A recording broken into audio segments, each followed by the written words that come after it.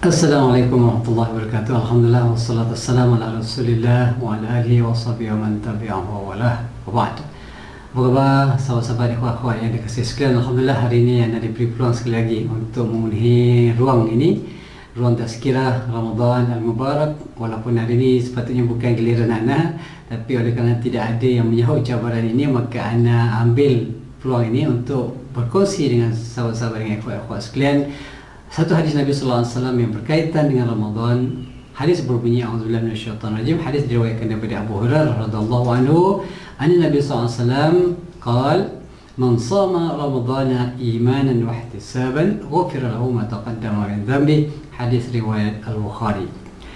Maksudnya Nabi SAW bersabda, ya, barang siapa yang berpuasa dengan penuh keimanan dan penuh pengharapan, maka apa yang disebutkan di hujung hadis itu, ghufir lahu ma taqaddama min dhanbi, akan diampunkan dosa-dosanya yang terdahulu. Baik. Jadi dalam hadis ini menerangkan kepada kita bahawa Allah SWT akan memberikan keampunan.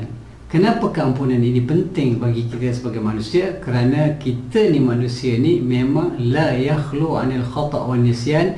Kerana manusia ni pada tabiatnya dia memang tak sunyi daripada melakukan al-khata', kesalahan ataupun terlupa.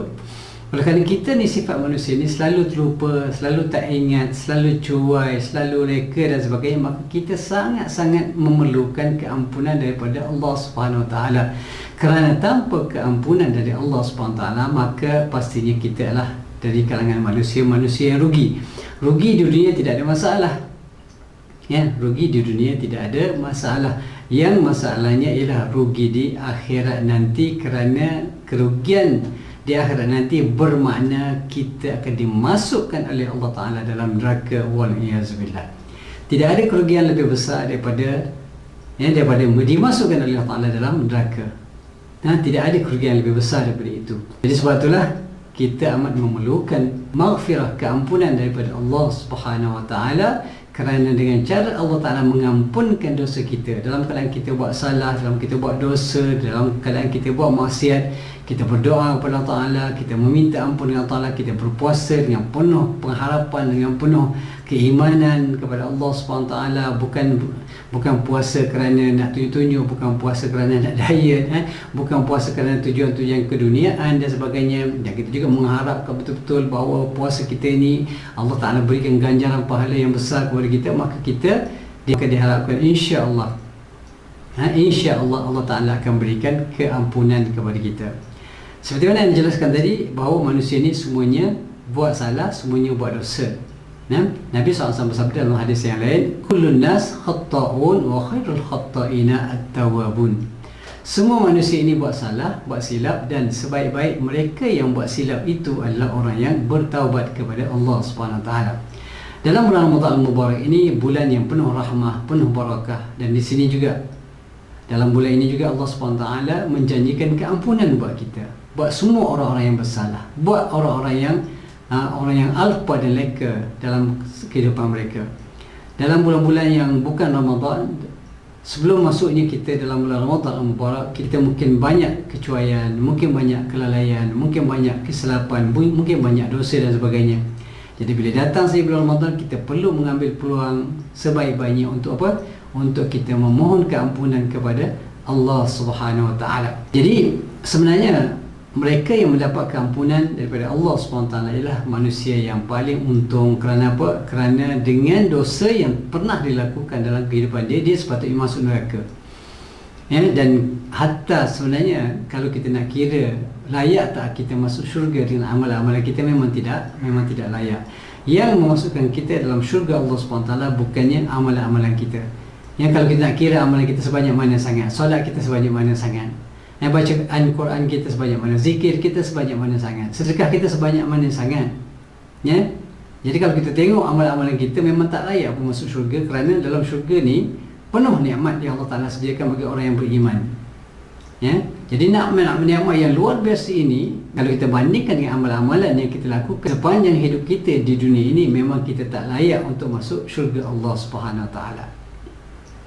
Jadi sahabat-sahabat, ikhwah-ikhwah yang dikasihi sekalian, di dalam bulan Ramadan ini, marilah kita yang memperbanyakkan istighfar kepada Allah SWT, meminta ampun kepada Allah SWT, bertaubat kepada Allah SWT.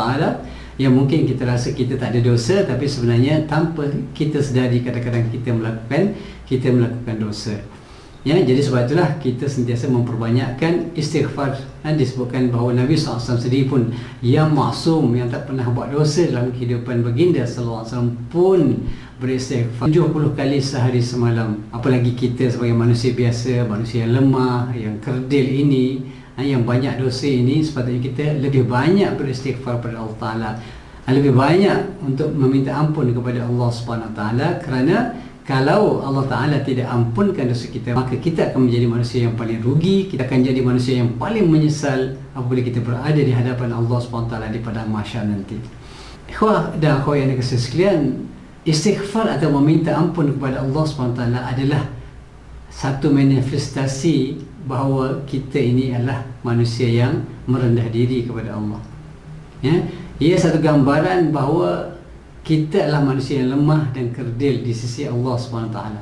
Kenapa? Kerana kesanggupan kita untuk memohon maaf itu adalah satu sifat yang sangat-sangat dipuji di dalam Islam. Hari ini ramai orang buat salah dan tak mengaku salah. Hari ini orang mencuri tak akan mengaku mencuri. Orang rasuah tak akan mengaku rasuah. Kalau mengaku pun kerana terpaksa, kerana tidak ada jalan lain. Kerana tidak ada cara lagi untuk melupakan diri, maka terpaksa kerana bukti-buktinya jelas di hadapan mata, maka barulah mereka terpaksa mengaku. Secara umumnya orang yang mengaku salah ini sebenarnya orang yang hebat. Sebab dia akan merendahkan diri dia dari satu sudut. Artinya dia menunjukkan bahawa dia akan lemah. Dia akan mengaku kelemahan dia, mengaku kesalahan dia, mengaku kedaifan diri. Jadi sebab itulah dia sanggup untuk memunajat kepada Allah. Dengan sebab itulah dia sanggup untuk memohon keampunan daripada Allah SWT, mengaku segala kesilapan-kesilapan. Sebab hari ini manusia memang susah nak mengaku salah. Kita dengan isteri kadang-kadang kita buat salah, pun tak mengaku kita buat salah. Isteri buat salah pun tak mengaku dengan suami dia. Anak buat salah kadang-kadang tak mahu mengaku dengan ayah ibu dia. Seorang pekerja juga kadang-kadang tak nak mengaku kesilapan yang dibuat terhadap majikan dia. Pemerintah, pemimpin kadang-kadang tak mahu mengaku salah di atas perbuatan-perbuatan yang mereka lakukan. Rakyat juga kadang-kadang tak mengaku salah di atas kesalahan yang dibuat kepada kerajaan, contoh pada pemimpin sebagai contoh. Jadi ini bermaksud bahawa orang yang sanggup untuk mengaku salah dan meminta kemaafan, kalau dia kalangan manusia, begitu juga dengan Allah SWT, meminta keampunan dengan Allah Ta'ala, ia menunjukkan bahawa dia telah merendahkan diri dia serendah-rendahnya, dan dia mengaku dan sanggup menerima apa saja kesan daripada kesalahan yang dia lakukan. Tetapi kerana dia bertaubat, meminta ampun serta meminta belas kasihan Allah SWT, yang maka insya-Allah Allah Ta'ala akan ampunkan dosanya. Allah Ta'ala akan memberikan maghfirah kepadanya. Allah Ta'ala akan hapuskan dosanya, seperti mana yang disebutkan oleh Nabi SAW dalam hadis lain, at-taibu minadz-dzambi kama la dzamba, orang yang bertaubat daripada dosanya seakan-akan orang yang tidak pernah melakukan dosa. Kepada akhwat yang dikasihi sekalian, marilah kita mengambil peluang ini untuk beristighfar, untuk beristighfar, untuk membanyakkan permohonan ampun kepada Allah Subhanahu Wa Taala, dengan menyedari bahawa kita ni banyak buat silap, kita banyak buat salah dan dosa. Maka dengan memperbanyakkan istighfar itu kepada Allah, kita harapkan Allah SWT akan menerima taubat kita. Allah Ta'ala menerima, Allah Ta'ala akan mengampuni dosa kita, bersihkan diri kita daripada segala bentuk dosa, dan memasukkan kita di dalam syurga Al-Firdaus, insya-Allah.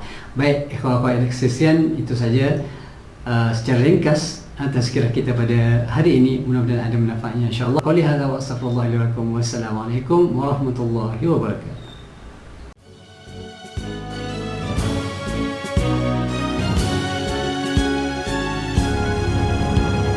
Puluhan tahun telah kian berlalu, jamaah dibina tanpa jemu.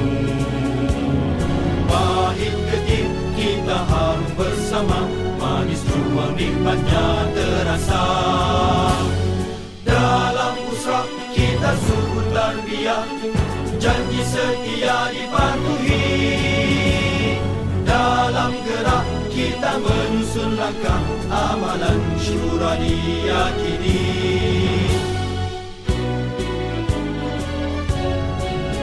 Azam digenggam penuh tabah, membina Ikrah untuk umat. Ukhuwah teras kegemilangan, syariah menjadi pegangan. Demi redha Allah kita menjulang dakwah, berpandukan Al-Quran, menuruti As-Sunnah. Ikrah wadah perjuangan.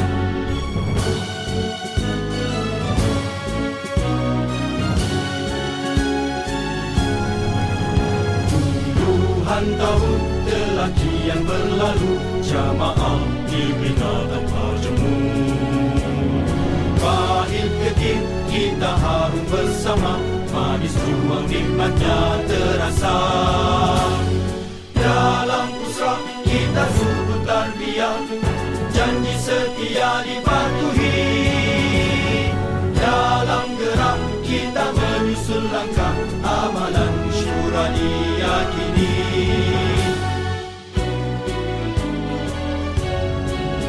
Azam digenggam penuh tabah, membina Ikrah untuk umat. Ukhuwah teras kegemilangan, syariah menjadi pegangan.